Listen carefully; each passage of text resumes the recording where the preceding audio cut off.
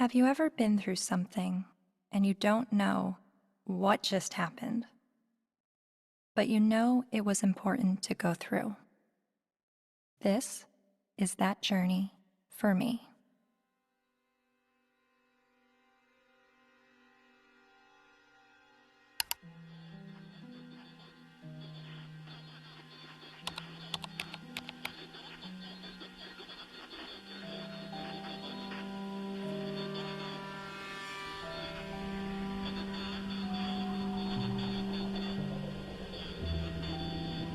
Misogynist rantings would be at home in the far-reaching internet subculture widely described as the men's rights movement, a toxic distillation of the worst aspects of American sexism. It's a universe of message boards where men get together to express their hatred towards women. I thought men's have all the advantages in the world these days. That's utter nonsense. Men are routinely ground up in a family court system that is misandrist and biased against them. They are the majority of the homeless. They are the majority of suicides. They are the majority of the drug addicted. They are the majority of the unemployed. They are the majority of school dropouts. They are a majority of those in prison. How do we know that they're not the cause of these problems? There's a reason that women live longer, Mark. Let me tell you. It is because we are stronger and we are happier at the end of the day than most men. And that is factual, and you know it. And when men are married to women who scream like you, they just want to die sooner. When you have women...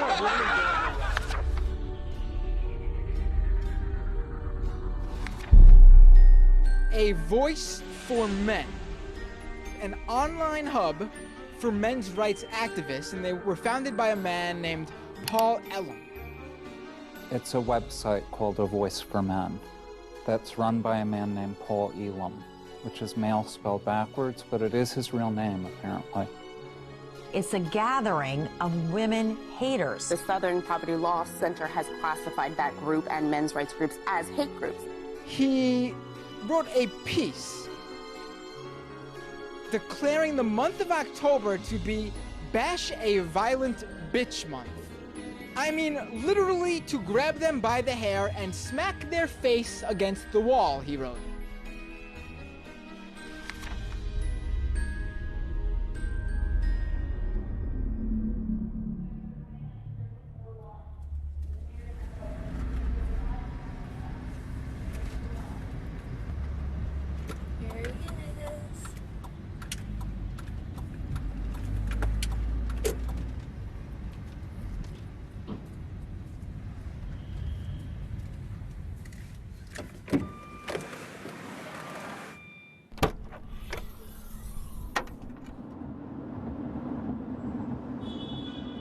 You may be wondering why I'm sitting in a car with notorious men's rights activist Paul Elam. That's a valid question, and to answer it, I need to start at the beginning of how I became a feminist. I was a quiet kid preferring to observe from afar. My mom put me in theater classes when I was 8 years old to break me out of my shell, and I loved it. So much, to the point that I decided to move to Hollywood when I was 18 years old to become an actress. What I wasn't prepared for was to be pigeonholed as the blonde who always died. Billy?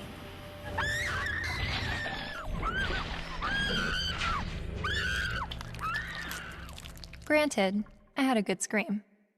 But the characters I played weren't alone in feeling objectified. I was commonly harassed on the streets, hit on by married producers, told by photographers to come back when I lost 15 pounds and got a boob job, and a plethora of other uncomfortable experiences, all while still being a teenager. I started to realize my role in the world seemed a little too similar to the unfortunate roles I was auditioning for, and it was not how I saw myself or the person that I wanted to be. So, I quit acting and bought a video camera to tell the stories I wanted to tell. And now, I've been making documentary films since 2008 when I was 21 years old. Most of my work has been about women's issues and sexuality. I've covered a range of topics from the phenomenon of purity balls to reproductive rights, single motherhood, and LGBT rights. After releasing my film in 2012 about marriage equality, I was at a loss of what topic to explore next. And that's when two horrific stories broke the news. two-star high school football players in Steubenville, Ohio, have been found guilty of raping a West Virginia teenager. The video shows the former Steubenville student callously joking about the incident. That's like rape. It is rape. Bro, they raped her. You know you do it? Bro. They raped her. This is the funniest thing I've ever seen. They raped her. Outrage across India as a 23-year-old woman, the victim of one of the most horrific rapes India has ever heard of. A 90-minute horror for a 23-year-old medicine student on this bus. Gang raped and beaten. Her friend assaulted and thrown out of the bus. Every day, every woman is facing violence on the streets. I started to research this rape culture.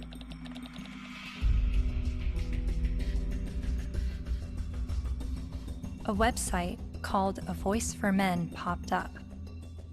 Paul Elam wrote about how women long to live out their rape fantasies, to be taken by a man she's never spoken to, let alone given consent to. As I read, I was asking myself, is this the rape apologist that I've been hearing about? The victim blamer who perpetuates rape culture? I continued to read A Voice for Men's website, often stopping around the halfway mark in every article because I could only read so many bitch, fuck, feminazi, and rape-tard words per minute. But even still, I kept reading, and thinking, and reading some more. I was trying to understand how these, what I perceived to be women haters, could have so many followers.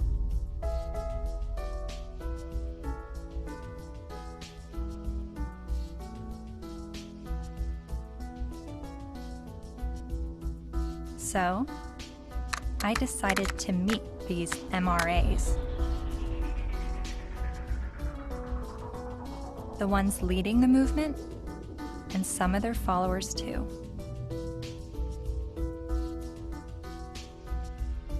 And this begins my journey down the rabbit hole.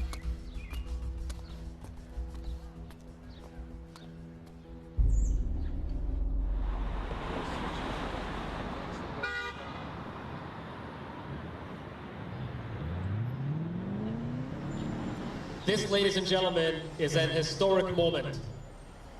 Never before has there been a gathering of this magnitude to support men's and boys' issues. We have got serious problems. I have been working in this area advocating for the rights of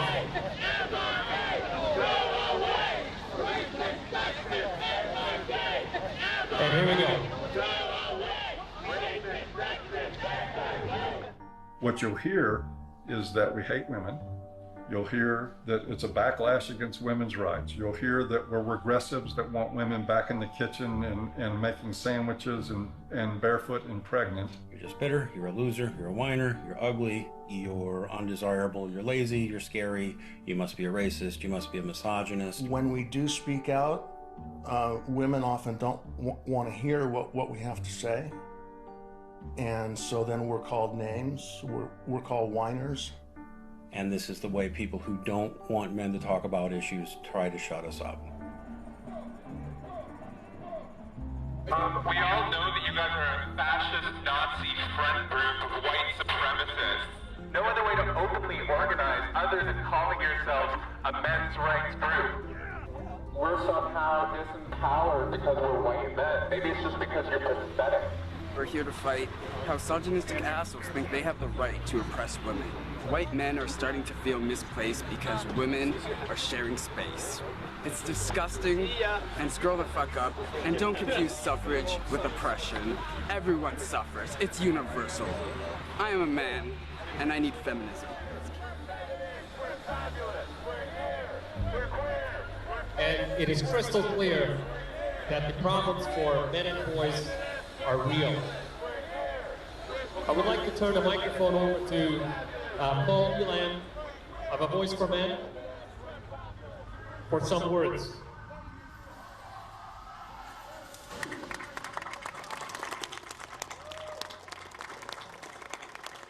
This is a historic day. I've never seen a gathering like this out of concern for the general state of affairs for men and boys in this culture. And as Trying to articulate the entire platform of the men's rights movement is kind of like trying to understand a snowdrift one snowflake at a time. It's a very, very complicated matter. Just consider this, that 93% of workplace fatalities are men. 4 of 5 suicides are men. Men are dropping out of higher education at very alarming rates. We're down to 38% now of college students are men, and it's dropping rapidly.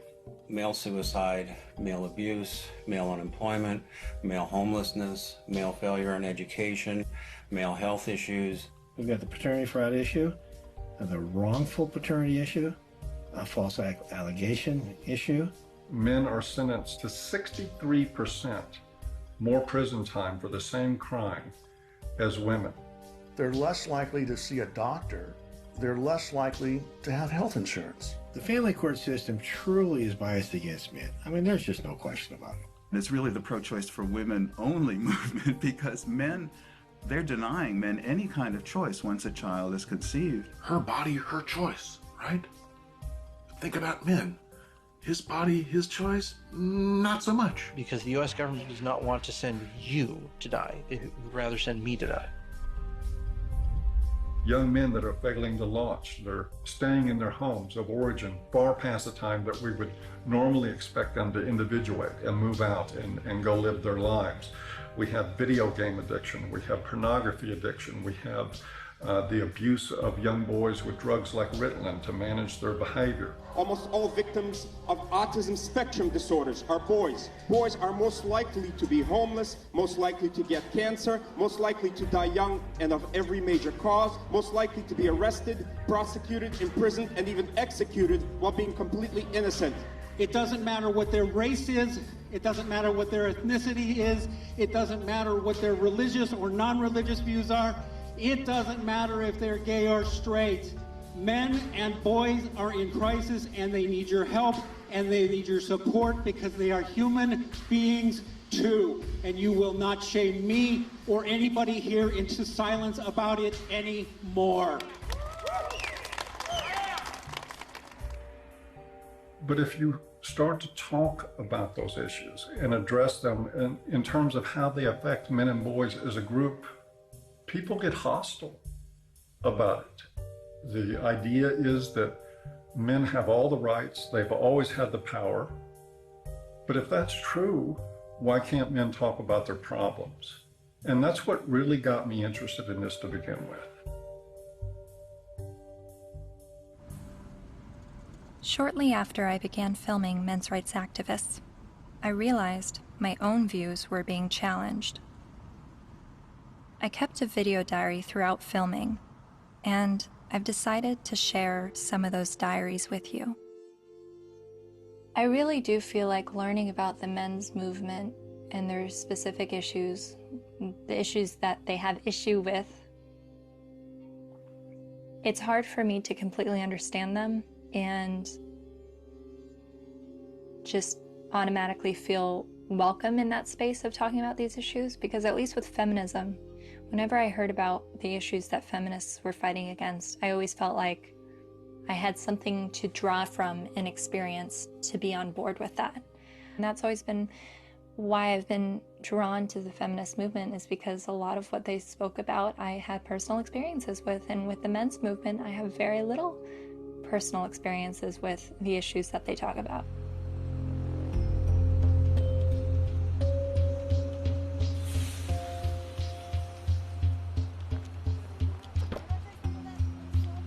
A cab driver who was driving a cab 70 hours a week was not saying, I am earning this money to have power over my wife. He was earning this money even though it took power away from his life. He was doing that so his child wouldn't have to drive that cab. The garbage collector does not get up at 3 or 4 in the morning in rain and sleet and snow and get out to do the garbage so he can have more power over his wife. That's power he's losing over his life in order to make his contribution, his sacrifice, his way of loving. And this has been translated into the culture of, you make more money than women do, you must therefore have more power. Meet Warren Farrell, best-selling author and self-styled social anthropologist, leading an assault on our traditional thinking about men. I asked my girlfriend at the time to buy me as a gift, I think it was for Christmas or for my birthday, Warren Farrell's book, The Myth of Male Power, which she did. And it just changed my whole life. And his premise was, while women are often seen as sex objects, men are often seen as success objects. And this resonated with me. He wrote this book that questioned our notions of power, of who had power and where it was. And it questioned the roles of men, but not the way feminists had always questioned gender roles.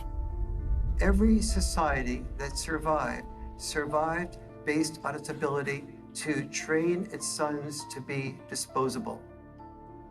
Disposable in war as warriors, disposable in work as firefighters, as workers on oil rigs and so on, coal miners, and indirectly, therefore, disposable as dads.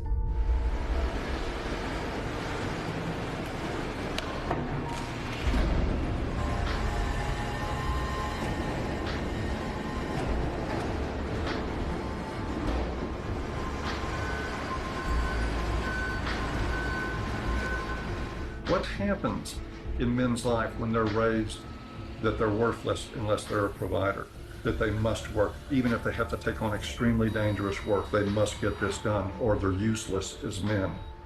That is very, very powerful stuff. See, feminism did see accurately that we value male work more than we value female work.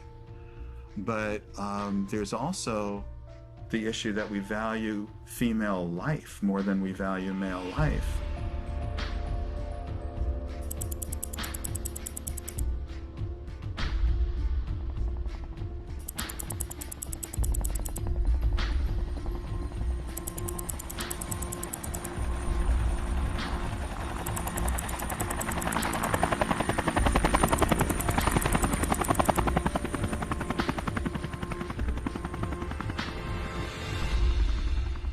Even when that plane went down in New York City a few years ago, and that, the pilot was a hero for the way he landed it and saved everybody. Word arrived over the citywide fire frequency that a commercial jetliner was in the water with 155 people on board.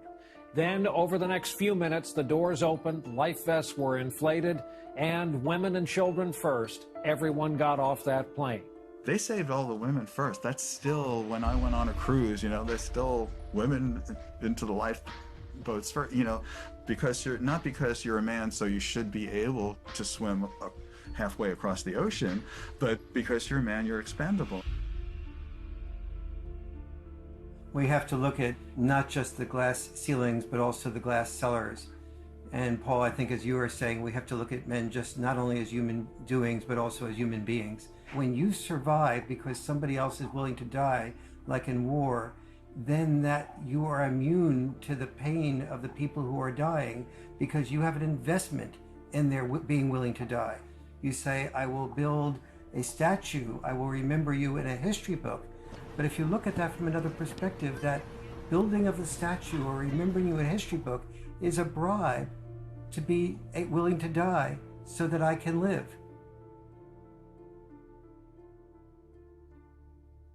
But both sexes, in the area where they are rejected, tend to turn what rejects them into an object. So the area where men... I'm watching this lecture that Warren Farrell's giving in the 90s. I see some women in the crowd, and a lot of them have their hands folded, and there is a little bit of uncomfortableness by being a woman in a crowd of people while the speaker's talking about how men are oppressed and women have it so great. It kind of puts you on the defensive as a woman. And understanding that I feel that way makes me wonder, are men having their arms crossed, listening to a feminist speaker talk about how men have all the power and women are oppressed? Are men feeling like, what are you talking about? I don't have power and we have it pretty shitty on this side of the grass too?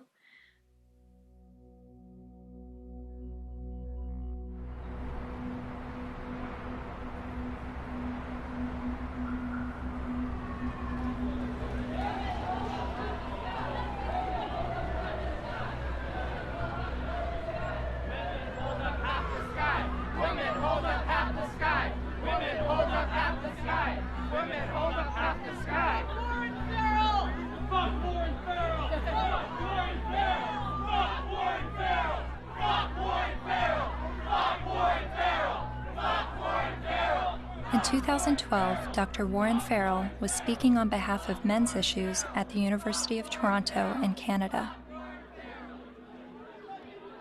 A feminist group protested the event. Be fucking ashamed of yourself. You're fucking scum. You are fucking scum. Fucking rape apologist, incest supporting, woman hating, fucking scum.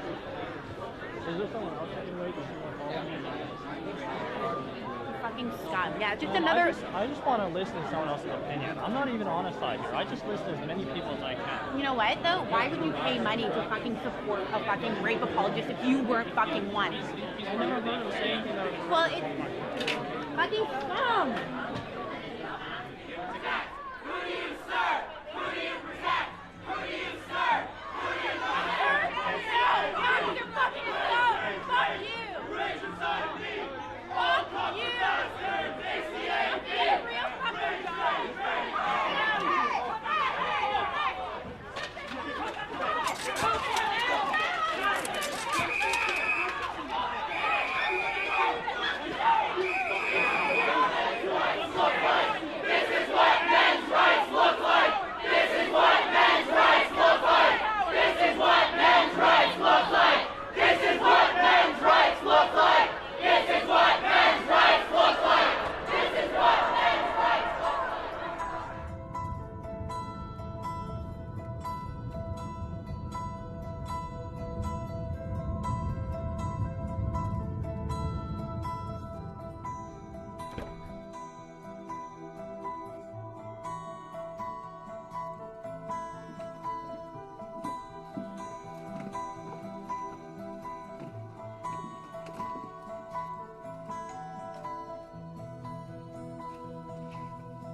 Hi, how are you? I'm Cassie. You're Cassie. Oh, for some reason I thought you were a male, which I'm just delighted that you're a female. Well, thank you. Very glad to meet you. Yeah, you too. Come on in. Thank you. Thank you.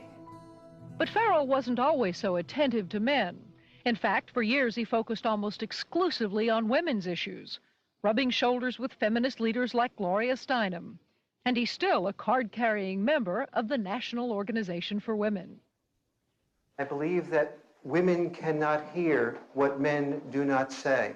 And he's got a lot to say to both men and women in his provocative new book, The Myth of Male Power. I was making a very significant amount of money speaking around the world on behalf of women's issues alone. I went through a period of forming men's groups. And then when I listened to them, I thought, well, gee, this will be really helpful to present to audiences so that they can understand not only women's side, but men's side too, because I was really totally in the feminist camp.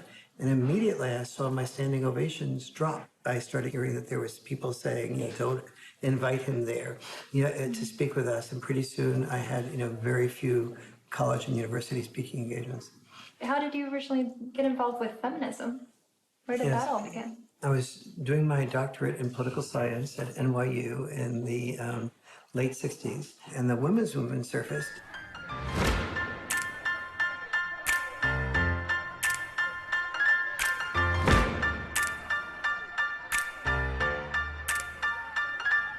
And I started to say, this is the most exciting thing I've ever heard, because I'd heard of civil rights, gay rights, But suddenly, women were saying, I don't want to be confined to just being a homemaker or a secretary.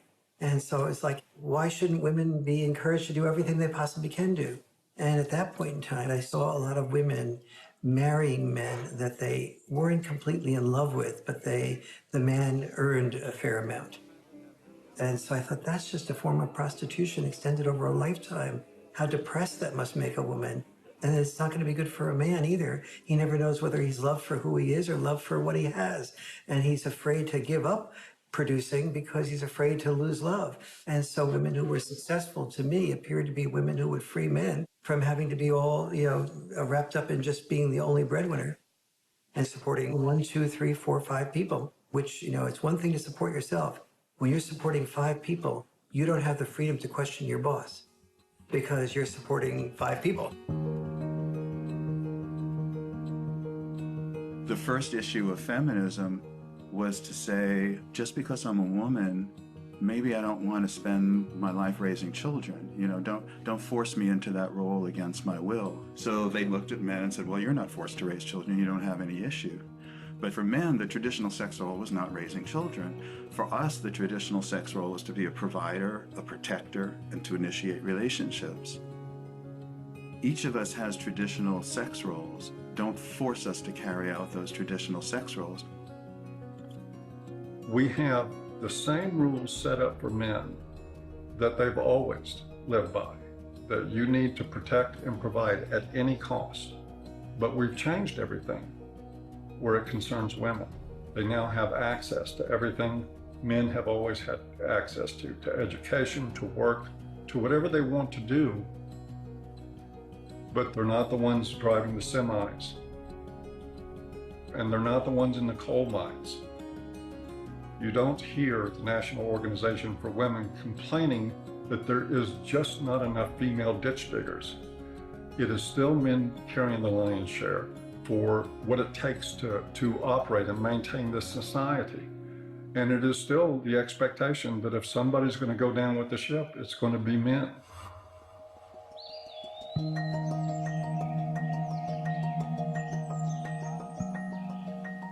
Flexibility in roles is where we should be all headed. Any men's rights activist that I would support the portions of the women's movement that is encouraging women to have more flexibility in roles. So where do the men's movement and feminism disagree? Well, only on the fundamental belief that the women's movement says men are the oppressors, that we are involved in a patriarchal world in which men invented the rules to benefit men at the expense of women. But don't we live in a patriarchy? When most of the world's nations still have never had a female leader.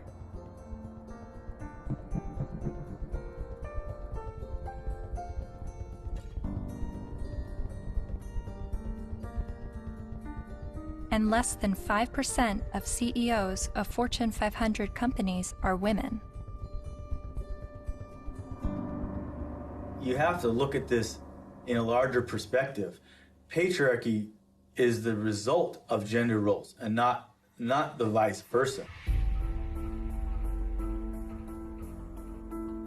Traditionally, women's power and responsibility has been in the reproductive sphere, while men's power and responsibility was in the productive sphere.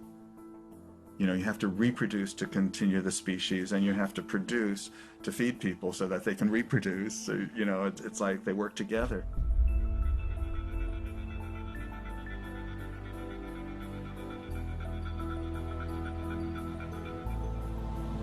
And most cultures divvied up roles because women were responsible for childbirth and were more likely to breastfeed. They're not more likely to, they did the breastfeeding. They tended to be involved in the role of raising children. Men tended to be involved in the role of raising money or making a killing of the animals or making a killing on Wall Street. But those were our obligations. So that's why industry was male-dominated and government was male-dominated, because that was our job. And so what we call patriarchy is men giving into the expected roles that they're supposed to give into, and many of those roles are very harmful. Working exceptionally long hours, difficult hours, dangerous jobs, getting killed on the job. Even politics, a lot of people describe as masochism. Imagine what it takes to be a successful politician. Imagine how much of your personal life that you give up, how much you work, how much privacy that you sacrifice, how much freedom in your day-to-day life that goes out the window. There are more men willing to do those things than there are women. But also, just because men are the ones, for instance, writing the laws in general, doesn't mean that the laws are protecting men. You hear about patriarchy, right? All the evils of the world's from patriarchy, but we're the ones dying, you know? And we die for you guys, you know, to protect our families, our friends. In every society that's ever existed, women have had privilege and protection that men did not. For example, we never hear about how men were excluded from the Forced Labor Convention of 1930 for years. The Forced Labor Convention was an international treaty that banned slavery and forced servitude, but it made an exception for able-bodied males ages 18 to 45. Eventually, they got rid of that, but there was still an exemption for prisoners and military, which is 90% male. Stop pretending that you're oppressed and men are your oppressors. It's a lie, and it's a hurtful lie, and it's a hateful lie, and it's wrong.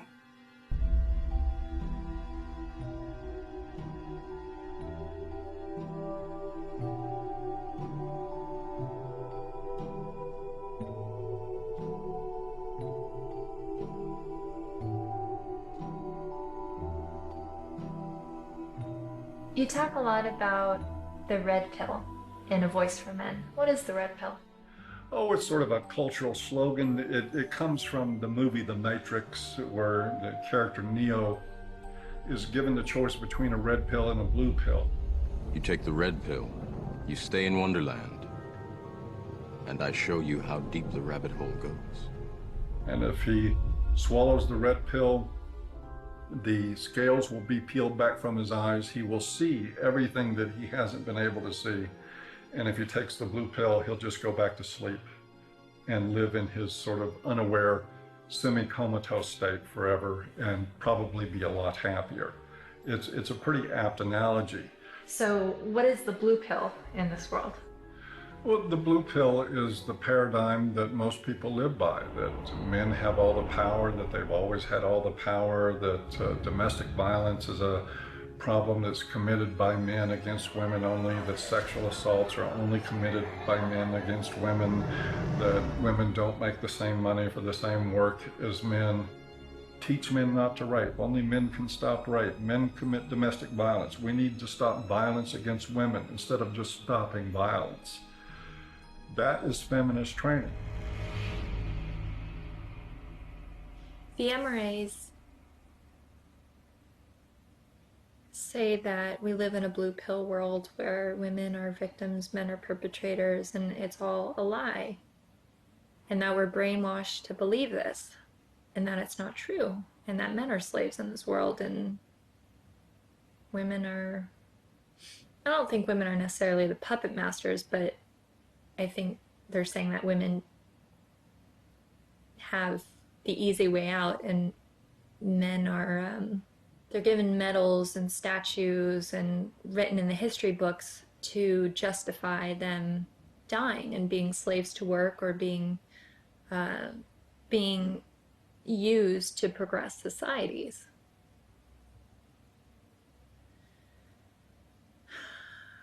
And I've believed for so long that I'm at a disadvantage for being a woman, and that I have to work harder than everyone else, and I have more to overcome, and I have more to prove just because of my gender. But the MRAs are saying that this is all a lie, and that guys are actually the ones that are disadvantaged and discriminated against. And actually, the more I learn from him, the more I think thank God I wasn't born a guy. Because I don't think that the expectations on men is good or healthy. I mean, they have so much pressure to succeed and to be strong and to stand up and protect others and to put their lives on the line. I don't think I would want that responsibility. But, you know, 50 years ago, no, I wouldn't have wanted to be a woman. But now, I mean, maybe just it's right now that the tides are changing and women are have the better deal. Well, no, I don't know.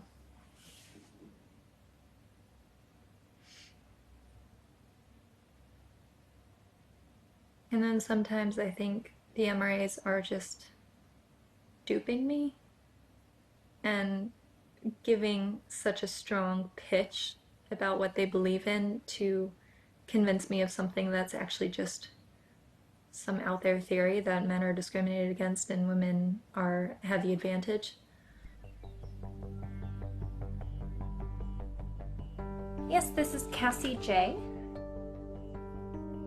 It's regarding a documentary about the men's rights movement, and we're looking for feminist voices now to speak in the documentary.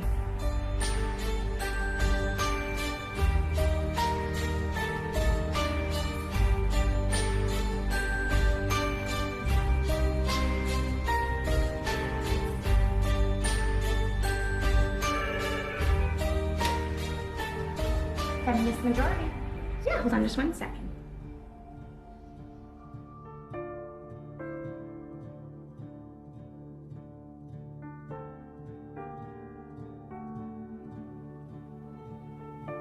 So I realized, okay, I need to bring some feminists into the mix, make Good. sure that we have that side Good. spoken for. I was researching rape culture, and so that's how I stumbled across a website called avoiceformen.com. So some of the people that we've already interviewed on the MRA side is Paul Elam with A Voice for Men. Yeah. Are you familiar with him? Oh, I'm familiar with them. I've never met them. Yeah. Obviously, they've spent a significant amount of time and energy denouncing me, so I figured I might as well have a look at what they say. Yeah, really, the men's rights movement is part of the backlash. The backlash? To feminism. The men's rights movement really got going as women began to make gains, and some men have felt threatened by the opportunities that have been opened up to women. And I don't know if it's because some of them feel threatened that they now have to compete with a lot more people for their jobs. They now can't get into the best schools if a woman or a girl has better grades. Think about it. Grandfather's generation probably had it pretty well, right? All of his needs, his shirts were ironed, all of that was always taken care of. Well, you know, grow up. Realize the world has changed. And as much as the MRAs would like things to go back to the way they were, and use the argument that women have an advantage now, no person looking at the data can possibly say women have an advantage. We're just beginning to get a level playing field here. It's not tilted in our favor, I can tell you that. And they know it. They know it. But it's the constant distortion of the data. It's the spinning of a situation to make it look like women are somehow getting ahead, getting an advantage they don't deserve. It's part of the backlash. Political organizing comes from a feeling of victimization, which is why the men's rights movement makes that claim that men are the victims of discrimination. But it doesn't have much traction because, you know, you look around and it's hard to see it. We don't have movements called, you know, straight liberation. You know, the question I would pose rhetorically is the men's rights movement really the gender version of the white nationalist movement? Because there are plenty of white people who say that they are the victims of reverse discrimination. So of course it's not going to have very much traction. You can't really organize the people who are superordinate.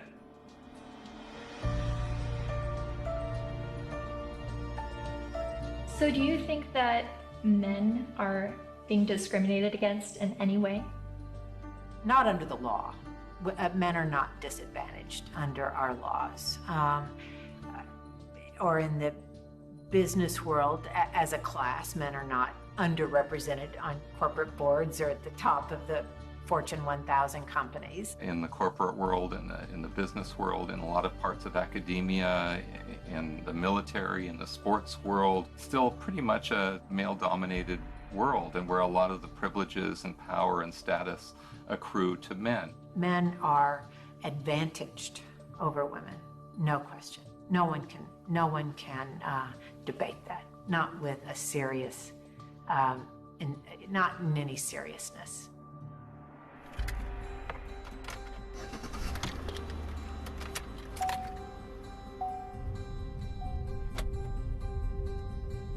I was a math major as an undergraduate, and one of the fundamental things about geometry is the distance from point A to point B equals the distance from point B to point A. And if women are so different from men that men can't understand the female experience, we need to listen to women to describe it, then the male experience is so different from the female experience that you can't understand it. You need to listen to us. You can't really compare how men and women have suffered from sexism, because there's no way to quantify, that kind of suffering. So if a woman says, well, I miss 30% of my income,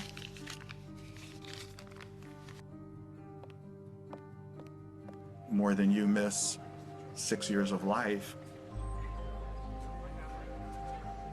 there's no way to quantify that. Or I've lost a job opportunity because I'm a woman. There's no way to say, well, I've suffered more than you because you've lost a kid because you're a man. We can't, but it's serious. It is serious. And at least if you're denied a job because you're a woman, at least you can go to another company and apply for a job, But you can't, when you lose your kid, you can't say, well, okay, I'll get custody of that kid, I'll try for that one. It's a terrible thing that happens. There was a case, the Serpico case. You might be too young to know the movie Serpico with Al Pacino. It was about a New York City undercover cop. He gets shot at the end of the movie and retires from the police force. And he was a real man, Frank Serpico. A woman after the movie, after this was made, decided she wanted to become a single mother and tricked him into fathering a child.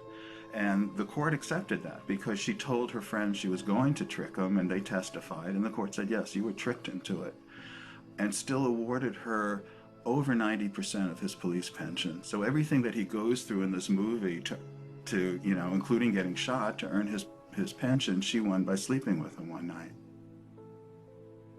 My son's mom wanted to have children with me, and I had always refused, saying, you have this anger problem, you need to get counseling. I'm not going to consider having children with you until that's dealt with, because she would lose her temper almost every day and just use any weapon she could, and like a child's the perfect weapon. So I was really definite about that.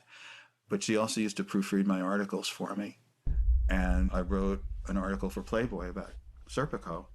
And when she read that, she told her friend she's going to trick me into fathering the child. She doesn't need my permission. And so that's how my son was conceived. Then she said, if you want to see your son, you have to stay in a relationship with me. But if you break up with me, I know all the things that a woman can do to a man. She read all my articles. She saw my talk shows. She said, I know all the things a woman can do to a man, and I'll do them to you. So that's what I had to deal with. Like everything that I had been raising awareness about for the previous 17 years, then she combined into one thing for me to live through. It's really ironic. For the first 5 to 7 years, I guess, we would see each other 4 times a day for exchanges. On average, every single day, I had to deal with some scene. A scene meaning she would just not show up, or she would hold the kid out and then pull him back and hold him out and pull him and just kind of play with me, or she'd let me have the kid and then she'd stand in front of the car so I couldn't move. You stay in Mommy Town tomorrow. You stay in Mommy Town for a couple of days, 2 days, and then you come back to Daddyville. Another time I saw her hold him by the shoulders and say, Daddy is a bad man. Daddy is a very bad man. And so he had to go through this long custody battle, and the decisions that they would make, you would just go, wow, there couldn't be any explanation. You know, either they're absolute idiots or it's biased. There's just no other explanation for it. One other thing, his mom is obese and wanted him to be obese for various reasons. One thing is so he would identify more with her side of the family than mine, because we're all thin. Another was so that he would enjoy being with her more, because when he was at my house, he had to get activity, you know, and eat well-balanced meals and get his sleep and stuff. And at her house, they would bake brownies and stay up late and just watch TV. And so where would you, if you're a little kid, you know, where would you enjoy being more? But he self-reported to the mediator how upset he was about being obese, that the worst thing in school was when kids called him fatty, and how he cried. And his physician said that he's really concerned medically. And then what I did, he was at an age where he would imitate things that I would do. You know, I gave him a broken shaver, so when I shaved, he would pretend to shave. And what I did was I started weighing myself every morning and writing down my weight, the date and the weight. And I taught him how to read a scale. So he kept his own records. So I had 6 months worth of statistics to show consistently that every time he was with his mom for a few days, he'd come back weighing 3 or 4 pounds more, and then he'd lose it while he was with me.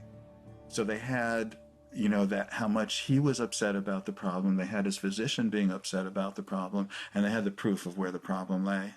So the judge's decision was that father should no longer be allowed to weigh the child. Problem solved. After 14 years, my body gave out. I got sicker than I've ever been. I realized I'm going to die. That's not going to do anybody good. I've got to give up the fight. So I gave up custody. And so I don't see my son anymore. He hasn't been in my house since. So I did lose him. Just like a dream.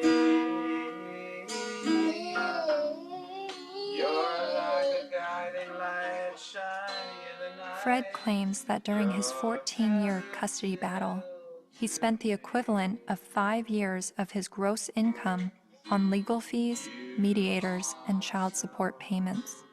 I was really in his life a lot longer than most fathers would have been. It's something most fathers can't afford. You are so beautiful to me.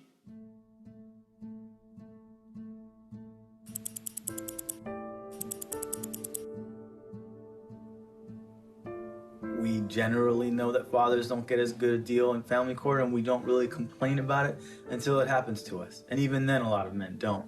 Many men's rights activists come into being men's rights activists as a result of getting a divorce, wanting to be equally involved with the children, and realizing that women have the right to children and men have to fight for children. When your family courts run on the supposition that mothers are more fit to be custodial parents and that fathers are more fit to provide a check every month, and to become what we like to call Uncle Daddy, where they visit their children. To me, that's one of the greatest obscenities in the world, the idea of visiting your own children, where you get to see them for 2 hours on Wednesday night, and you get to have them for X amount of hours every other weekend, and you have no say in how they're brought up.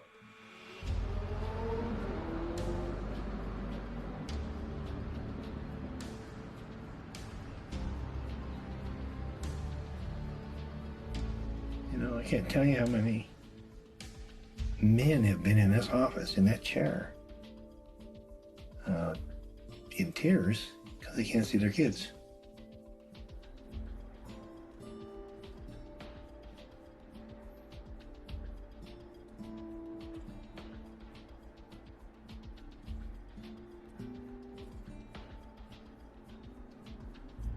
some of this stuff ends up in horrific consequences. Like this gentleman here, that's his little son. They found him dead. Not the son, but the young man. In the desert with a bullet in his head. Day before the family court, where it became known that he was going to get to see his little guy even less. And of course, he'd been falsely accused one time after another. It had destroyed his life. It had bankrupted him. It had driven him into debt. It had caused him to miss work. He was about ready to lose his job. He was in the end of his rope, so he just decided to end it. The unfairness in the family courts, the unfairness in the way child support is so often structured, it's commonplace and it's everywhere. And the more you start to become conscious of it, the more you realize that it's there.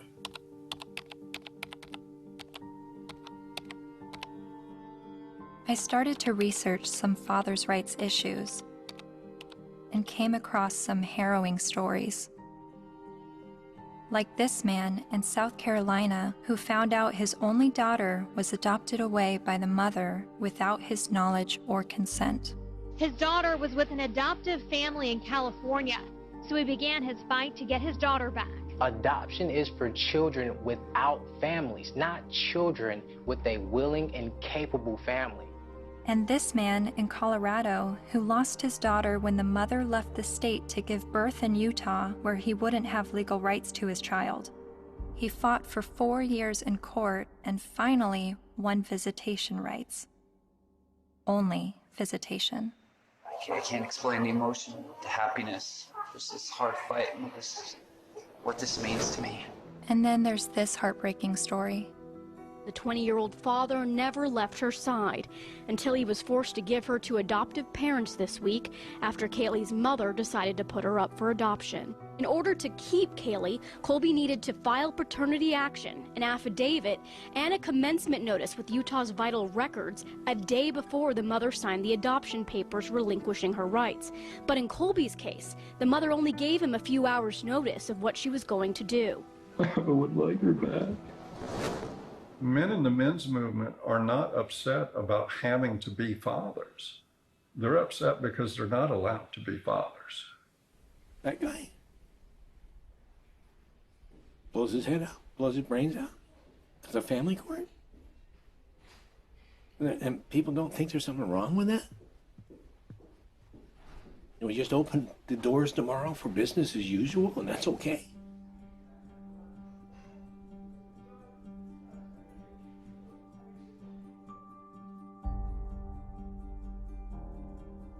I've always thought of feminism as being the fight for gender equality. And yet, I've never heard about fathers' rights and the injustices going on in family court. Why is this? I decided to ask gender studies professor Michael Mesner. Well, I'll just say I don't think it's, I don't think that a lot of their assumptions are correct to start with. There's no doubt that there have been some men who get just screwed by court decisions and custody cases. But I think when you look at the broader patterns, it's still the case that in intact heterosexual families with kids, women are still doing the vast majority of the housework and childcare, and there's a lot of sort of father absence, lack of participation by fathers, some of whom I think then after divorce happens end up suddenly wanting equality, as fathers when they haven't really been participating equally as fathers before. So to me, it always kind of swings back to the feminist perspective of how we need to push for full equality across the board, including before divorces. If we have that, then we might expect more symmetry after divorces happening. The more I researched fathers' rights, the more I realized how deep this rabbit hole goes. Not only in the amount of issues, but also in the vast array of perspectives on these issues. I decided to create a flowchart of what I thought fathers' options might be following a surprise pregnancy. I then put a green line for the paths that I thought would be good turnouts for the father, and I put red lines for the paths that seemed to not be good for the father. Then I created a flowchart for women's options, and did the same with green and red lines. And as I stepped back, I saw all the red lines for the women's options if she does not want the child. But something dawned on me. Of every path the biological father could go down, he's at the mercy of the woman's sole discretion. Although women have very difficult choices to make, she at least has the choice. But for biological fathers, they have no say over their parental destiny.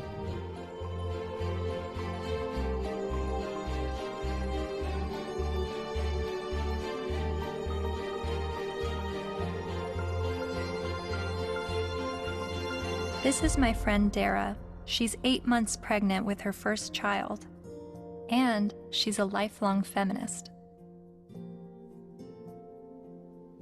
It seems from MRIs, from what I've read, that women seem to have more reproductive rights than men do. I don't know what to say, like, we carry children, they're never gonna carry children, it's just a different thing. So I guess, as much as possible, take the steps to prevent yourself being in that situation. It's just, I don't know what to say. There's no, there's nothing like a woman, you know, women have been blamed for, and still are, for, you know, unwanted pregnancies, choosing to have an abortion, not choosing to have an abortion, choosing to put their child up for adoption, when, you know, the burden lies on a single mother. If the man leaves, there's real, you know, societally, she's lambasted. So there's a lot of things that women deal with in that regard that men don't actually deal with.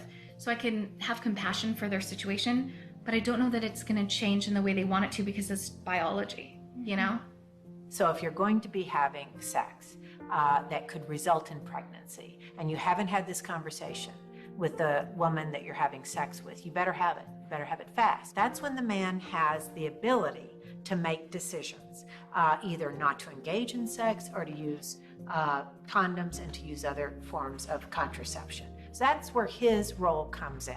Once he's impregnated her, she's the one now faced with continuing a pregnancy, faced with the health risks that accompany pregnancy. So his rights have to be exercised early.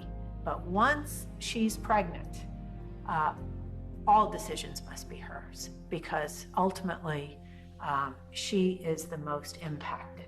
There's just no question. And she ultimately has the responsibility for that child.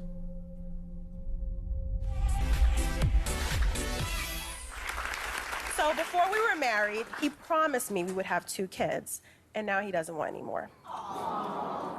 My friends think I should trick him and stop taking my birth control. Men have never been in control of our bodies. We're the ones in control. Clap if you think that she should trick him.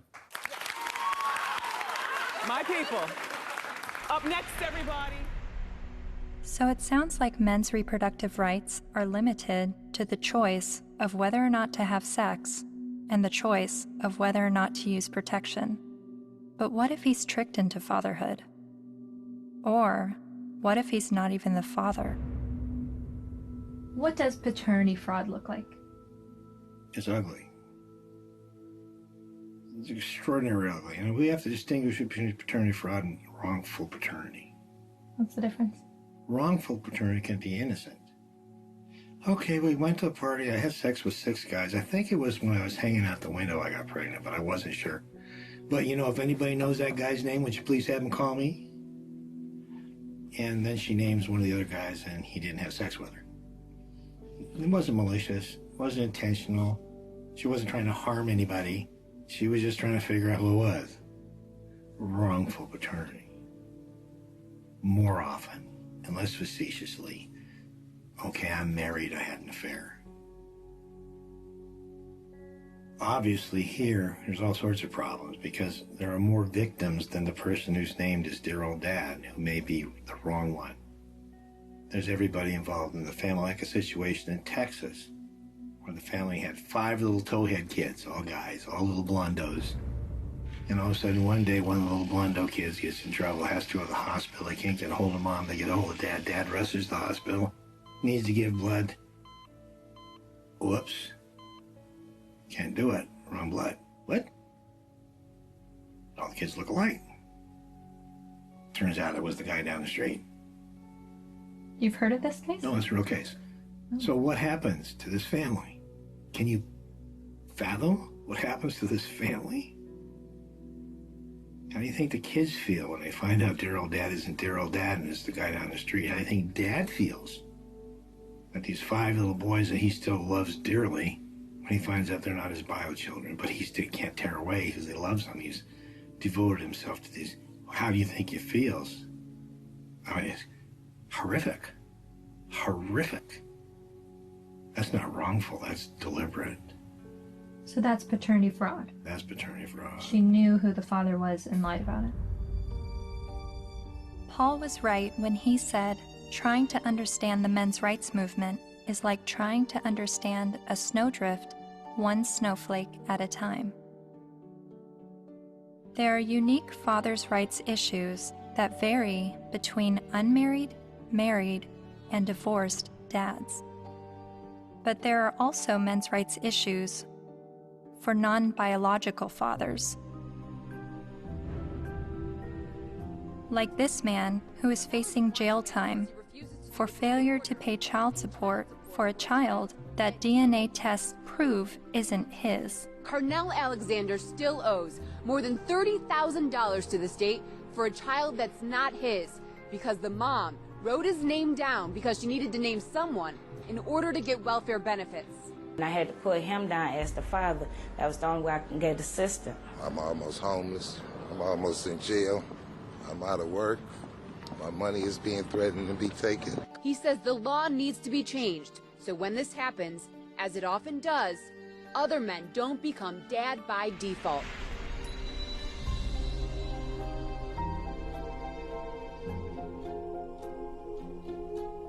A lot of times people wonder about MRIs, why are you guys so angry? And my answer to that is, why aren't you? How can anybody look at this and not be angered by it? And the only answer to that I've ever been able to come up with is that people aren't angry because they don't see men as human beings.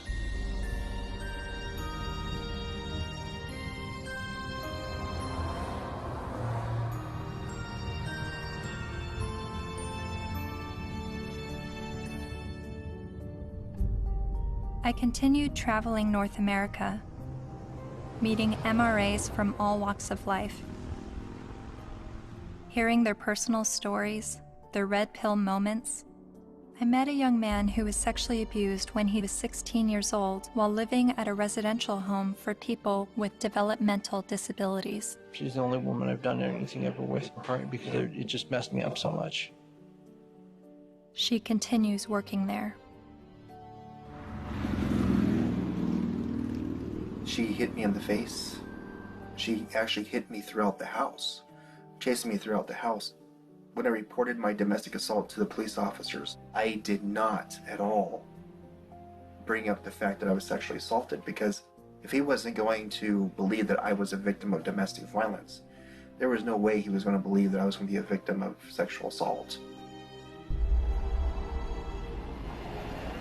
I met the honey badgers, women who are men's rights advocates.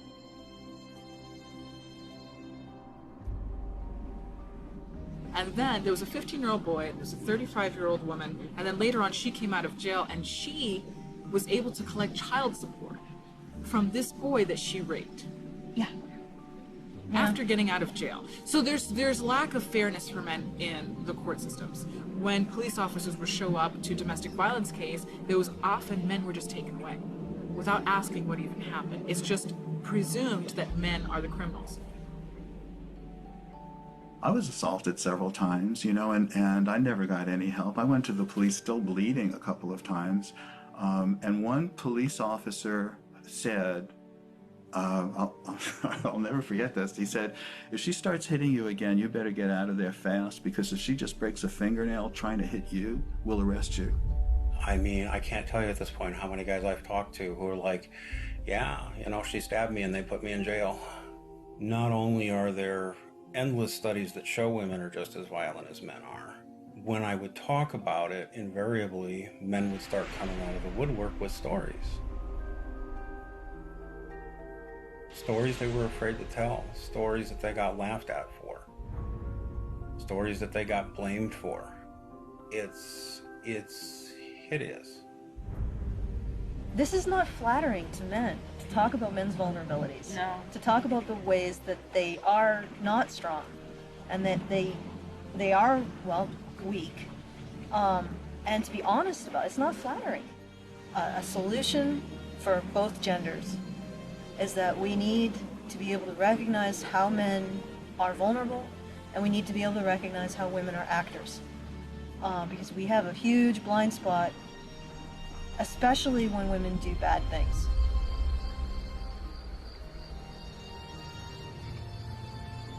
My best friend that I grew up with since kindergarten was being physically abused by his wife, who he'd been married to for 20 years. She'll break glass and throw it at him, punch him. I've seen it just happen spontaneously, and it was frequent. And he's bigger than her, but he didn't want to hit her. And he didn't want the children, they had 3 minor children, he didn't want them seeing this at all. So he would usually just go outside, because there would be glass breaking or things being smashed or yelling, and he knew that the neighbors might think it's him. So he would go outside so the neighbors can see what's happening. Eventually I said, look, you need professional help, and so does she, and maybe the kids do too.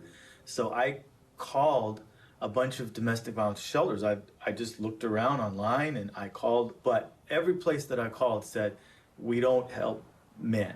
We don't help male men at all. And I started becoming curious about why that was, because I learned that these were state-funded shelters. And I know that men pay at least half of the taxes that fund these shelters if they're state-funded, and I just was wondering why. So basically, there was no place to take him, and it just continued. The problem just kept going.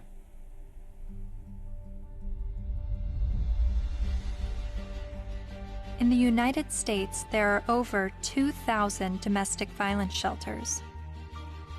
All of them serve female victims, and nearly all of them turn away male victims. In fact, as of 2016, there's only a single domestic violence shelter for men. My initial reaction was that there needed to be thousands more women's shelters because that many more women are being battered. But as it turns out, 1 in 3 women and 1 in 4 men will be victims of physical violence by an intimate partner in their lifetime. Sure, there's a slight majority of female victims, but how can that excuse denying men help? Couldn't this be considered gender discrimination?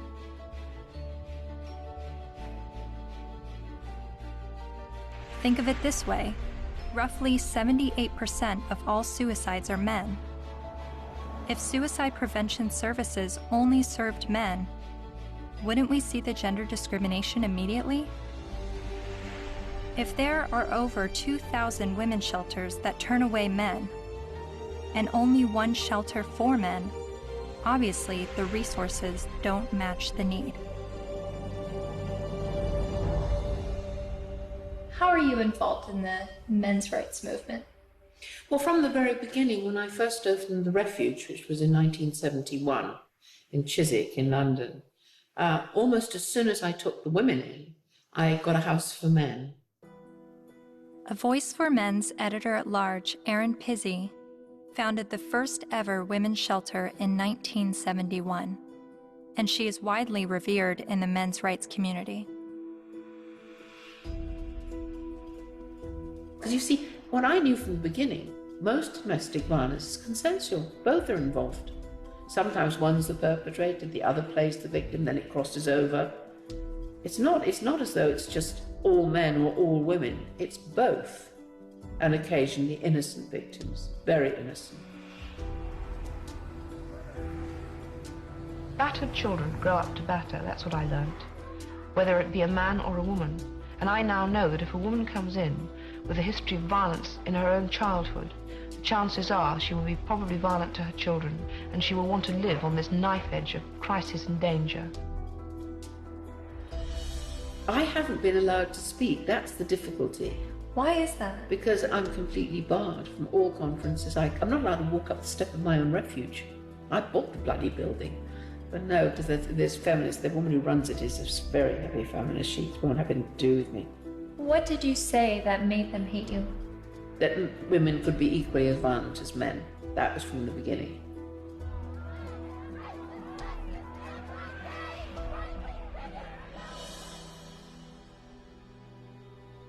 Erin Pizzey says that 62 of the first 100 women to enter her refuge were just as violent as the men they left, and violent towards their children.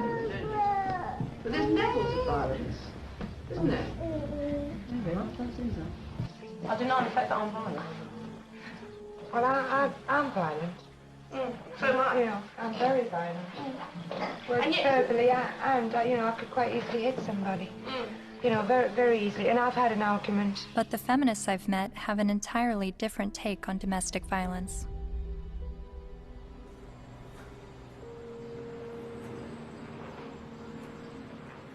On the whole issue of domestic violence, that's just another word, really. It's a cleanup word about wife beating, because that's really what it is, or dating violence.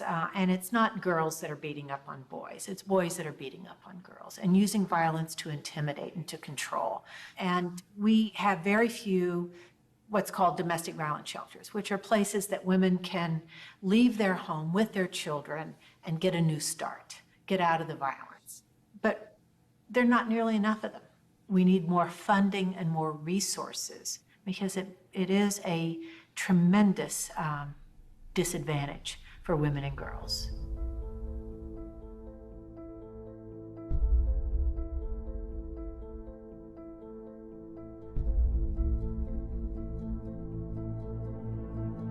In 2014, the CDC released a report revealing that over 5.4 million men and 4.7 million women had been victims of intimate partner physical violence within the previous 12 months. But then why does the media paint domestic violence as a women's issue? The World Health Organization says 1 in 3 women are abused by their partner. 1 in 3 American women experiences domestic violence or stalking at some point in her life. And when it was addressed as a men's issue, the speaker's point was that it's a men's issue because men are the problem. I'm going to share with you a paradigm-shifting perspective on the issues of gender violence. I don't see these as women's issues that some good men help out with. In fact, I'm going to argue that these are men's issues. Why is domestic violence still a big problem in the United States and all over the world? What's going on? Why do so many men abuse physically, emotionally, and verbally and other ways the women and girls and the men and boys that they claim to love? What's going on with men? Let's grant every single empirical case as being true.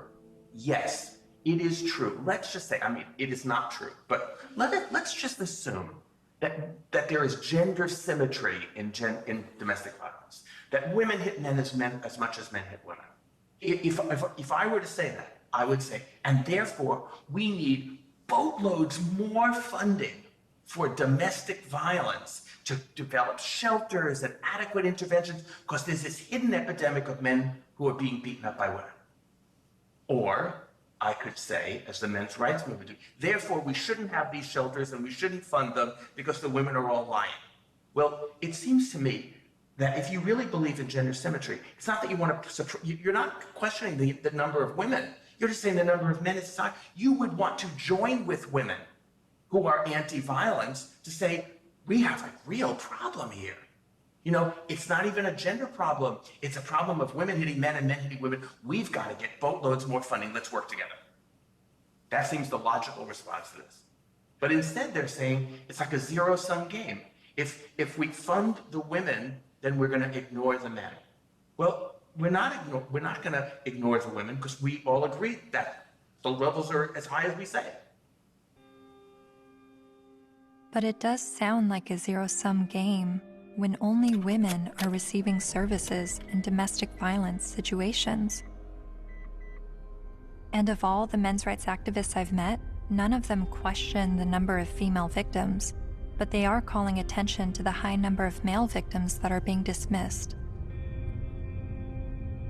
So why aren't men's rights activists and feminists working together? Michael Kimmel briefly said something that made me wonder. He said it would no longer be a gender problem if both men and women were equally victims of domestic violence. Is that why the number of male victims are never addressed? To me, it's been fraud for all these years. Why is it we have this enormously powerful feminist movement and virtually nothing for men? Originally, it was capitalism was the big enemy in the 60s and 70s.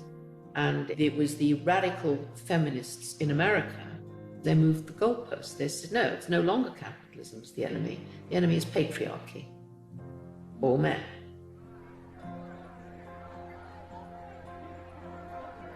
And that's how the women's movement began. And it was enormously successful. The new mood in the refuges was going to be that no men could work in refuges and can't today. They can't sit on the boards. And boys over 9 or possibly 12 can't go into refuges, or you call them shelters. Their mothers have to make other arrangements for them, which I find shocking. And it ring-fenced money. I think that that particular time when the feminist movement were desperate for funding because they'd run out of publicity, and they were desperate for funding, and they needed a just cause. And unfortunately, it fell into their laps. It's an enormous industry. I mean, violence against women, they get something like, well, it's $1 billion and over a year. And an awful lot of that goes on really supposedly rehabilitating men, but essentially punishing them with something that's called the Duluth model. Duluth Power and Control Wheel. You guys know about that? No. I'll give you a copy. In 1977, I think, a bunch of crazy women up in Duluth, Minnesota figured out they had the solution to domestic violence, and it was all about patriarchy and all about men. And it's the Duluth Power and Control Wheel, because men are all about power and control. Of course, not you ladies. You guys, you don't control anything. You have no power. You're just sweet and innocent little things. Okay. So this power and control wheel is divided up in all these things, you know, about who does this and who does that and blah, blah, blah. Of course, it's all men.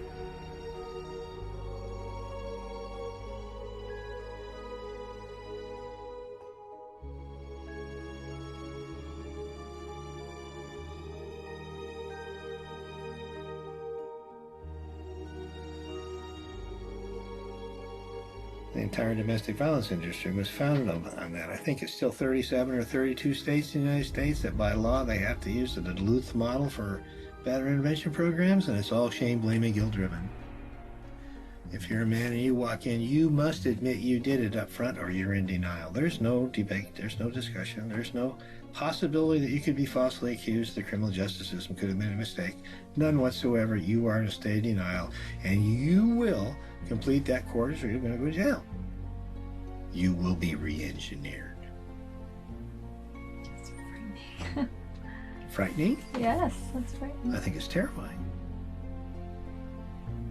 Absolutely terrifying. All I had to do, I had a simple choice. I could just say, yes, you're right. Men are the enemy. No problem. But I couldn't. I absolutely couldn't.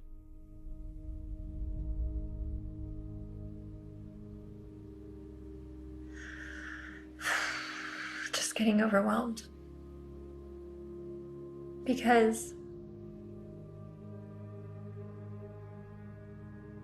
I don't know where I'm headed with what I believe and what is right and what is wrong and who is wrong and who is right, and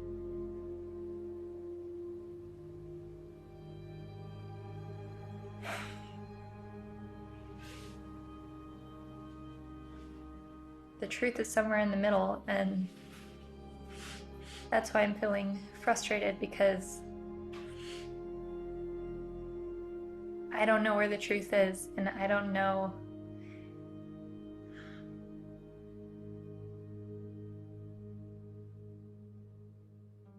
When I decided to make a film on the men's rights movement, I never anticipated questioning my feminist views. But the more MRAs I met, the more I felt compelled to remind myself why I was a feminist.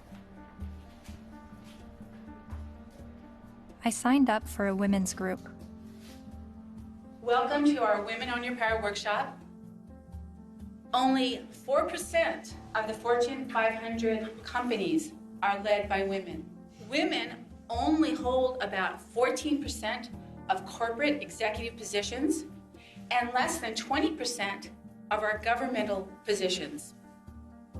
I made video diaries complaining about how I had to change what I wore to walk alone at night, how much time it took me to get ready for work, all the housekeeping that was on my shoulders. In comparison to other gender issues, these videos seem trivial, but I made them nonetheless. I attended women's rights rallies. No to violence. That's what we are here for, to say no more to violence in any form, especially against women and girls. I repeated women's issues in my head like a broken record. Female genital mutilation, sex trafficking, reproductive rights, maternity leave. And social media helped remind me of women's issues. We have fought for everybody else's equal rights. It's our time to have wage equality once and for all, and equal rights for women in the United States of America. We are struggling for a uniting word, but the good news is that we have a uniting movement. It is called He for She.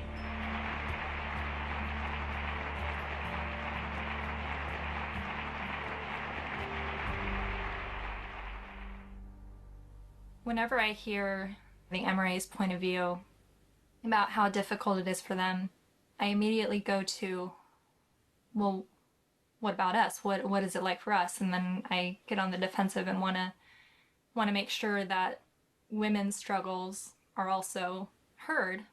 And I don't know if that's necessary, because the MRAs are saying that the feminist perspective is the mainstream perspective. But even when I hear their issues, I still want to speak up for the women, because I feel like, I don't know why I feel like talking about one gender's issues now neglects the other. And I guess that's what MRAs have been dealing with, is always hearing about women's issues and feeling like their issues are neglected. But whenever I hear them talk about men's issues, I feel like I need to stand up for women and say, this is what we're dealing with, an equal opposite.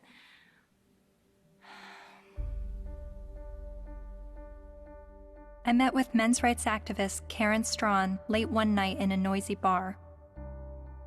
She became well known for her YouTube videos talking about male disposability and other men's rights issues. And she's a honey badger. Part of what I do and what I research and what I think about is the reason psychologically why feminism seems to be such a comfortable, warm blanket emotionally for so many people, men and women alike. And it's so comfortable that it will make them not see things that are right in front of their face. Look at Boko Haram. Hundreds of young girls, fast asleep in their beds, are awakened by the sound of gunfire. Armed attackers have stormed their boarding school and set fire to dozens of buildings. Nearly 300 of them are dragged from their dorm, loaded onto trucks, and carried away deep into the forest. From New York to London rallied yesterday demanding that the terrorist group Boko Haram bring back our girls. It just gets to the core of you, This unconscionable act was committed by a terrorist group determined to keep these girls from getting an education. And what happened in Nigeria was not an isolated incident. It is a story we see every day as girls around the world risk their lives to pursue their ambitions.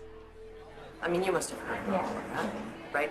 That's being spun as a fundamentalist Islamic group that is so determined to be misogynistic and oppress girls that they want to deny girls an education. But they are not against girls being educated. They're against anybody getting a Western, secular, or Christian education. The initial attacks, and there were several of them, there were over 100 men killed and 1 woman killed. And the victims were described as people, right, or villagers. And in the previous attacks on the schools, they actually let the girls go. They separated out the boys and girls, and they let the girls go, and they told them, go home, get married, renounce your sins, and live a righteous life under Allah, right? And then they burned the boys alive. There was literally no outrage, right? It was barely reported on. It was one of those things, there was no opinion pieces on it, no nothing, right? Until the girls were kidnapped. And look at it this way, because we played right into their hands, because they want attention, right? And they weren't getting any attention from the Western media when they were just slaughtering boys, right? They want attention. And what do? They kidnap girls and sell them into marriage or slavery, right? And everybody, the UN, Michelle Obama, Barack Obama, the UK government, the Canadian Federal Minister of Defense, right? They're all promising aid and help and equipment and personnel to help find these girls and bring them back, because this is such an outrage and oh my goodness, something needs to be done. Well, maybe if, like last year, maybe if we did something then, all of these girls would be safe in their dorms right now, right? But we didn't. And the reason why they kidnapped those girls is because we didn't do anything. We didn't pay attention. And they want attention, right? And they know that attacking girls or women is going to get them attention.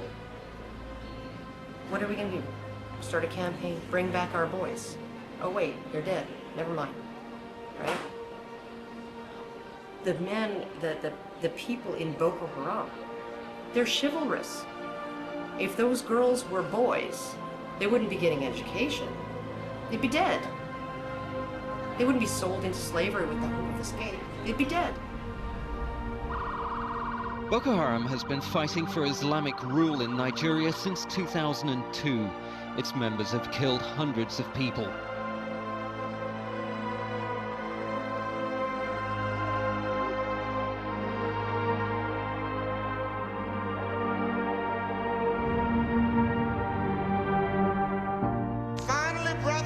At least 69 dead, although some reports put the number at about 150 and scores more injured. For that day when we shall lay down our burden and study war no more.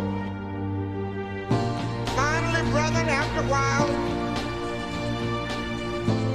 the battle will be over. For that day when we shall lay down our burden and study war no more. Finally, brethren, after a while, the battle will be over. For that day when we shall lay down our burden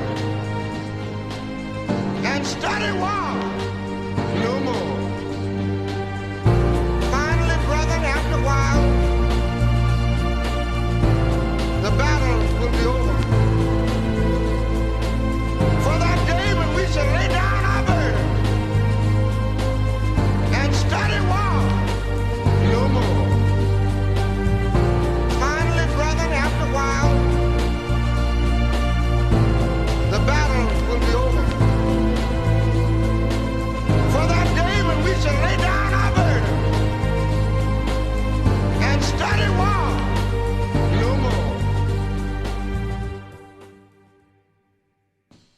most important things the men's movement is doing is being able to say, men need compassion, and men deserve compassion.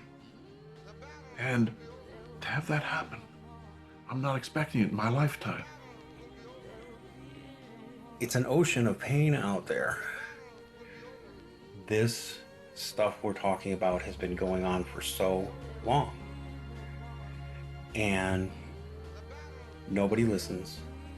Nobody cares. It's one thing when you look at what happens to women and you feel normal, healthy outrage about it, and that should happen. But when you can look at what's happening in our courts to men, in our medical establishment to men, in our schools to men, and yet we remain so cerebral about all of it. Yes, well, that is certainly something to consider. If it were happening to any other group, we would be having protests from coast to coast. And the fact is that it is happening to men every day, right in front of our eyes, and people will get angry at you if you try to talk about it. That's how deep the prejudice runs.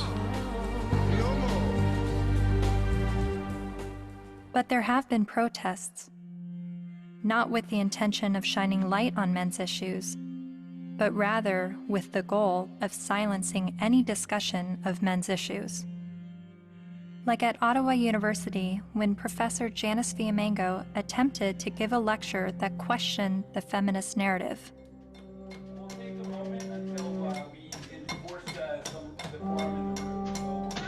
So you think this is a victory?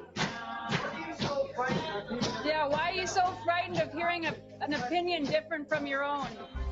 Then there was the first International Conference on Men's Issues in Michigan, where even Ms. Magazine urged its readers to protest the conference in hopes of shutting it down.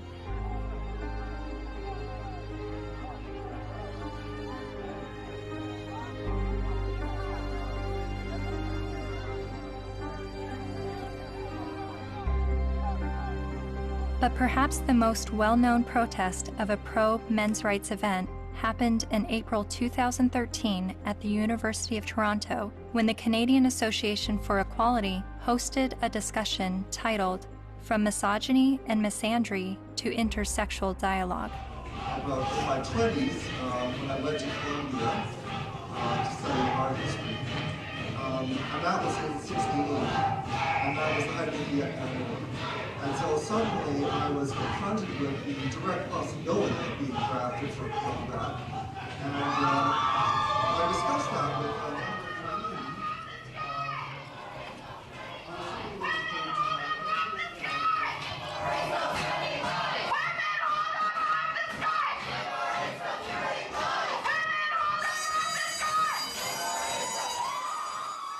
a feminist group protesting the event illegally pulled the fire alarm and successfully shut down the event.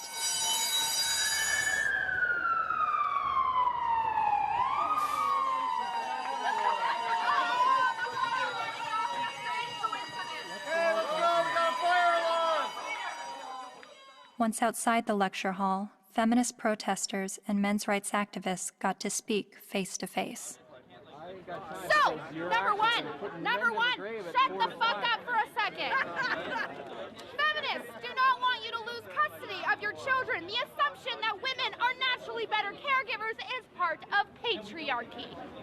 Feminists do not like commercials in which bumbling dads mess up the laundry and competent wives have to bustle in and fix it. The assumption that women... This is a list of the things that we're working towards. Now, if you would shut the fuck up for the 50th billionth time, These are things we agree on, actually. These are things that we're agreeing on.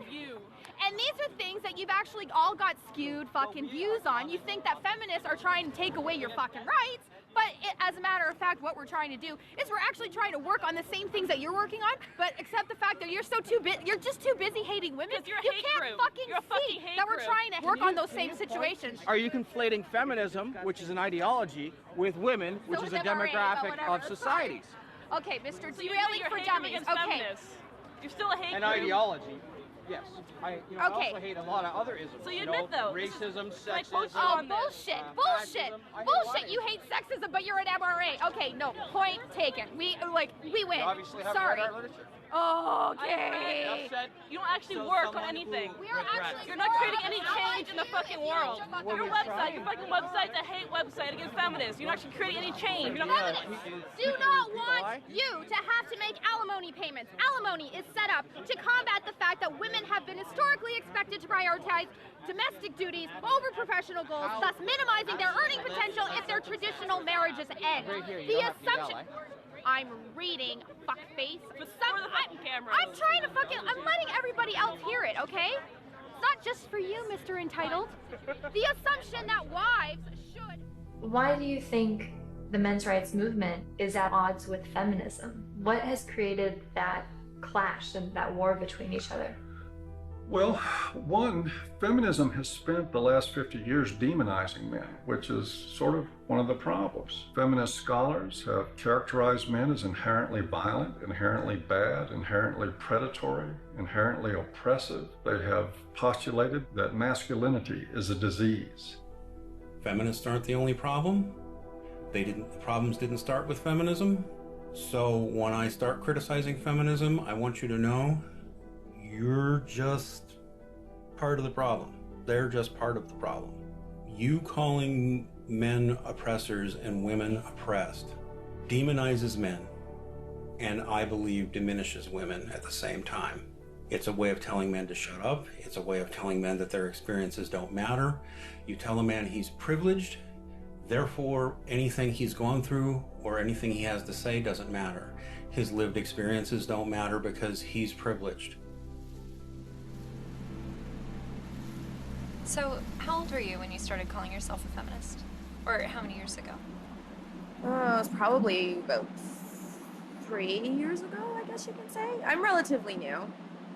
Yeah, but I'm pretty loud, so silence only helps the oppressor, not the oppressed. A lot of MRAs say that feminism doesn't fight for the rights of men. What would you say to that? Cry me a river. Really, because feminism is a movement about the discrepancies when it comes to women's equality, because we're still not there yet. You know, so don't even start with that whole, oh, but you don't think about the men's issue. Well, then you know what? Start your own goddamn movement, which they have, but maybe make it a little more about legitimate issues like custody and alimony and things that you think are unequal, which all stem from patriarchy, not from, oh my God, feminists are trying to take away our kids. No, dipshit.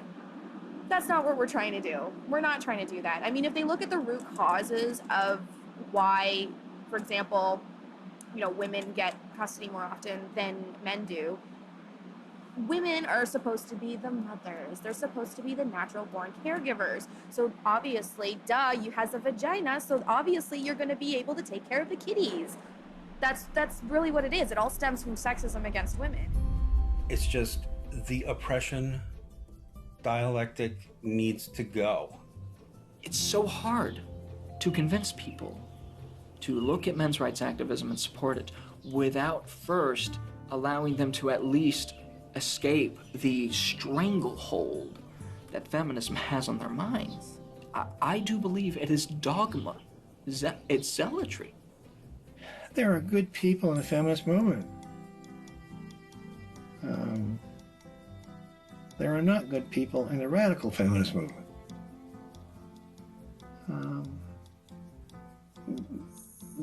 That system is based on hate. And hate is, in my opinion, hate's the most destructive force in the world.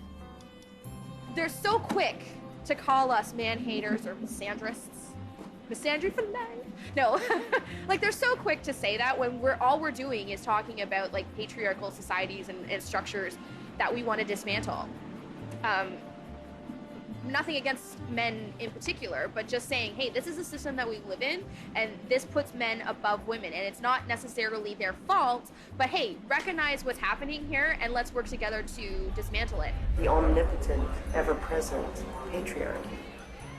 The invisible force that directs all of our lives, right? And causes all oppression and all suffering, right? Our devil. And the beautiful, wonderful force for justice, feminism, the way. It's the way. It sounds like religion. It sounds like religion.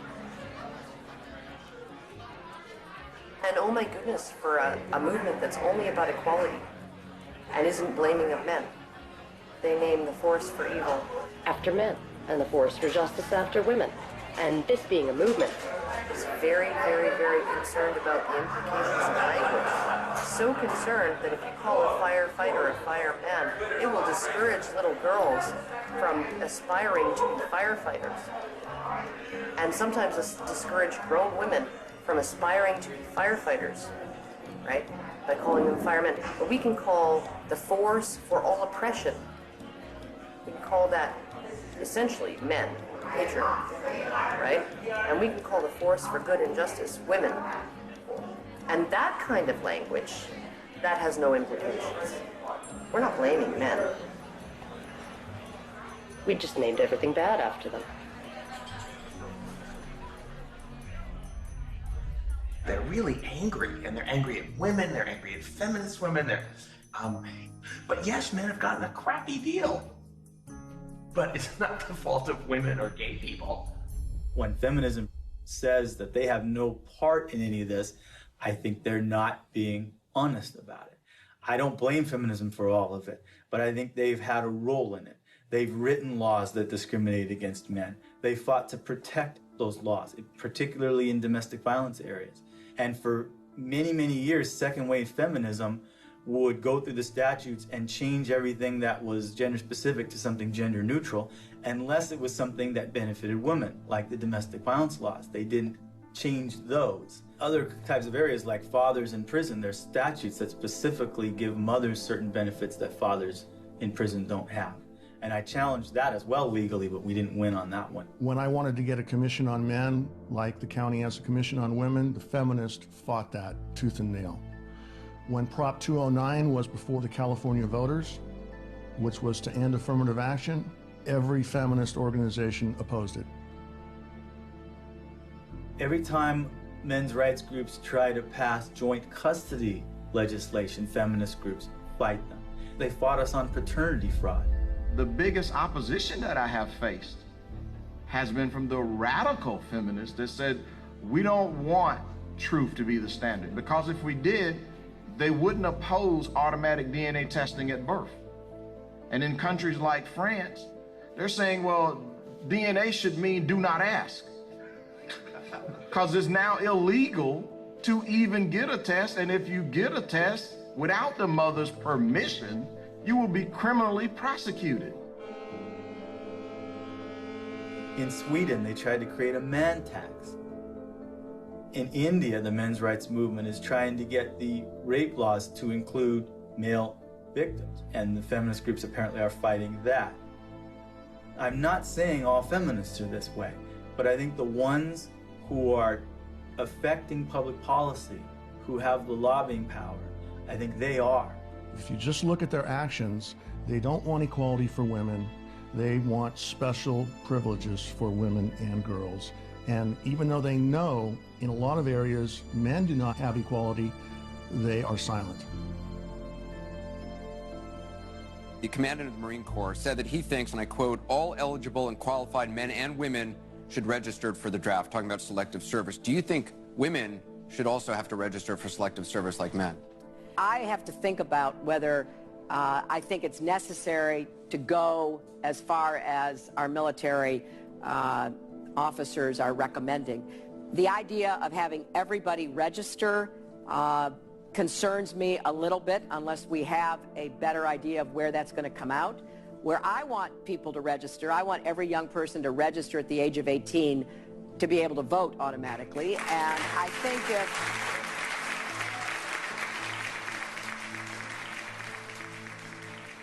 What's the motivation? People don't ask, what's the motivation? Do we need a men's rights movement? No, we need common sense. You know, but if there's going to be this women's movement, and this is the movement that's going to do all these things, then maybe we need a counterbalance. Something called a men's rights movement or a men's movement. And I hate to see either one of them.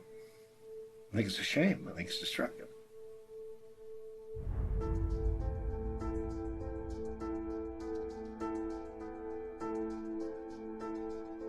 I'm hearing what the men's rights activists are saying, and I'm finding the sources to support what they're saying. Men are just as likely to be victims of intimate partner physical violence. Men have little to no control over their parental destiny, especially when he's tricked into fatherhood or he's raising a child that he later finds out isn't his. The sentencing disparity between men and women is 6 times larger than the sentencing disparity between blacks and whites. So while a black man may be sentenced to 10% more prison time for the same crime as a white man, a man is sentenced to over 60% more prison time than a woman arrested for the same crime. Boys are falling behind in education. They are enrolling at lower rates and earning less college degrees. And while not all MRAs agree on the issue of infant male circumcision, most MRAs do believe it is a human rights violation. I spent months learning about infant male circumcision, but it only took me watching a 5-minute medical training video to convince me this is a barbaric practice that needs to stop. Okay, so first thing, make sure he's well restrained. The foreskin, okay? And we repeat the process with just one end and clamp. Anything that gets clamped gets cut. All that was left, a partial penis and his tiny testicles. Rhodes says Ashton urinates through a hole in his penis. She says she can't imagine now what she'll say to her son when he's old enough to understand what's happened to him. How could you explain it to your child that you don't have a penis or you might never be able to have kids?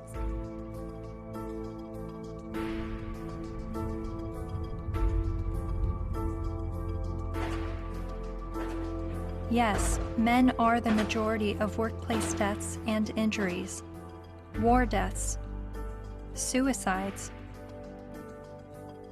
They have a shorter life expectancy. Warren Farrell makes the argument that prostate cancer and breast cancer mortality rates are similar, but funding disproportionately supports breast cancer research and awareness over prostate cancer. The red pill is about looking at these issues in an honest way, even when it's uncomfortable. And these things are uncomfortable, but without the willingness to set aside the programming and to set aside the false beliefs about what power is and what women are and who women are. Part of what we do is a pretty serious critique of both sexes. It's brutal, but critiquing the sexes is a real valuable thing. Feminists don't want you to do it though, unless you're portraying women as victim and men as perpetrator. The red pill is about understanding that men and women, like everything else in life, it's a mixed bag. You've got victims and perpetrators on both sides of the fence. And that's all. It's real simple. It's just not easy.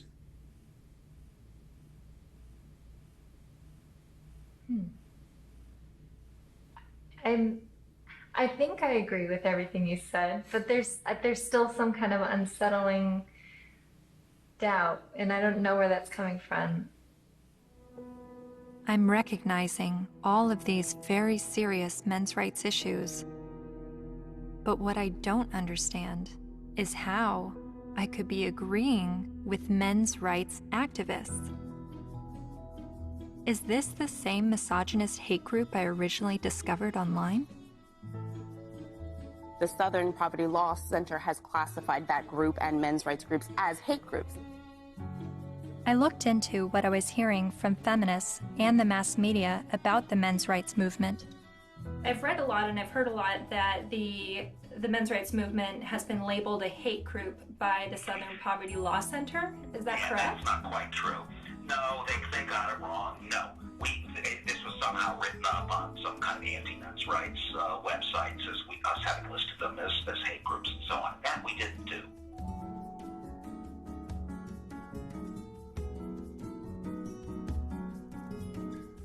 He wrote a piece declaring the month of October to be Bash a Violent Bitch Month. Jesus. I mean, literally to grab them by the hair and smack their face against the wall, he wrote. I then discovered that Paul Elam's famous Bash a Violent Bitch article was written in response to this article by Jezebel called, "Have You Ever Beat Up a Boyfriend? 'Cause, we have." The article cited a study that revealed 70% of non-reciprocated violence was perpetuated by women. The author then went on to say that she conducted an informal survey at the office, and the gist of her findings was that many women had physically assaulted their man, and it was interpreted as either being funny or he was asking for it.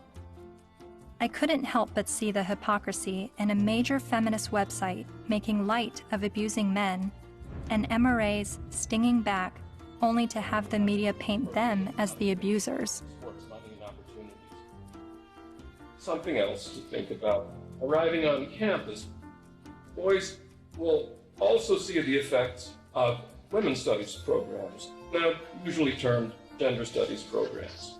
Make no mistake about it, however, they are still women's studies programs. I teach in the gender studies program at Wagner. There are about 900 such programs worldwide, and about 400 of them are in the States. By comparison to those 900 programs worldwide, there is one men's studies program. In 4 years, Center for Men and Masculinities is to be established at a state of New York university, the one in Stony Brook. It will be headed by Professor Michael Kimmel, a sociologist. Its advisors will include, probably among the advisors are funders as well, the actress and fitness expert Jane Fonda, Gloria Steinem, and Eve Ensler, the author of Vagina Monologues.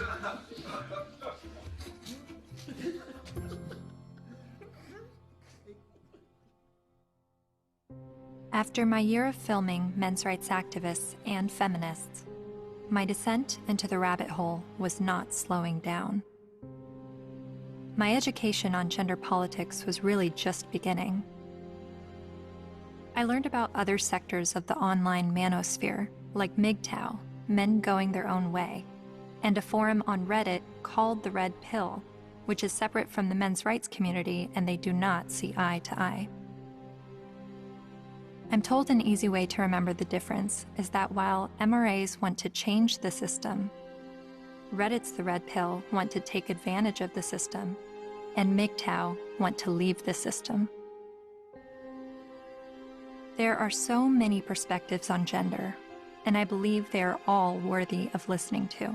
However, the conversation is being silenced. For a society to accept anything said on behalf of women's rights, and then to shame any dialogue about men's rights and call it hate speech is precisely the problem. I don't know where I'm headed, but I know what I left behind. I no longer call myself a feminist.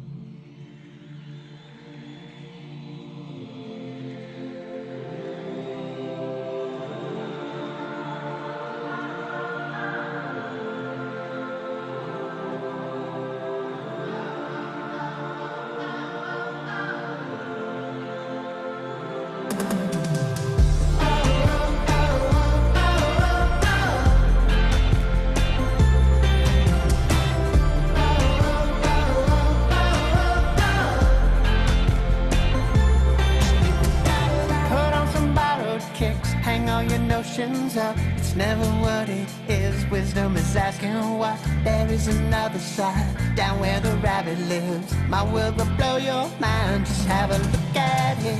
Think about it. Think about it. Think about it. Think about it.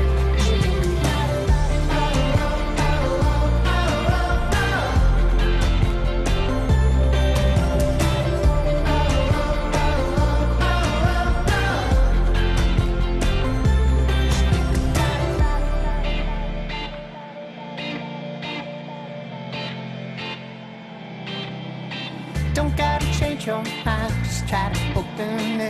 I'll let you use my eyes, see what I'm dealing with. People with different stories, divided by different categories and reasons why. The smart speak, the wise they listen.